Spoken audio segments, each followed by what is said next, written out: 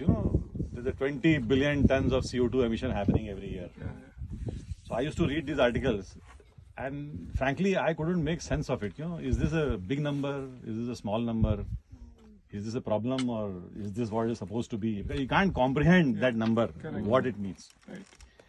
And we have all gone through a very mathematical background, and we still can't comprehend it. So I'm wondering, how do you expect people to relate to these crises? Yeah.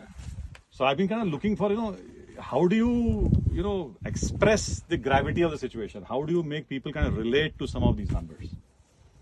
So it was an interesting incident that my daughter was in 6th grade. So she was reading her biology textbook, and there was a chapter on photosynthesis. So I read it at that time. Okay. And it's interesting, when you read a 6th grade topic after 25 years of professional life, you discover some new insights. Yes. And it was like an aha moment for me when I read that chapter. Chlorophyll.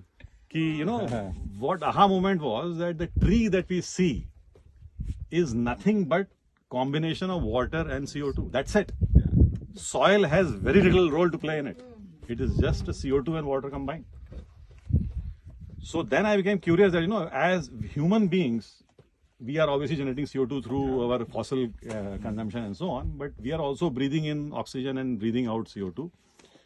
So it was just a curiosity, how much CO2 we breathe out in a day, and how much CO2 we breathe out in a week, in a month, in a year, and over our lifetime. So it turns out if you do a simple spreadsheet, over a lifetime, we actually breathe out a lot of CO2 as a human being, because we are consuming food. That food is getting oxidized, generating CO2, and if you integrate over entire lifetime, the amount of food you eat and the related organic matter is quite a bit, right?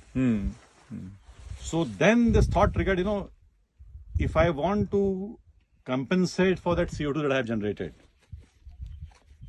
So it turns out the calculation is simple. If you plant 14 trees, you will neutralize the entire CO2 you have breathed out in your lifetime. Oh my God. So it makes now sense that at least I should plant 14 trees before dying.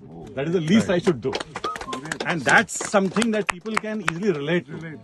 Rather than 20 billion tons of CO2, right?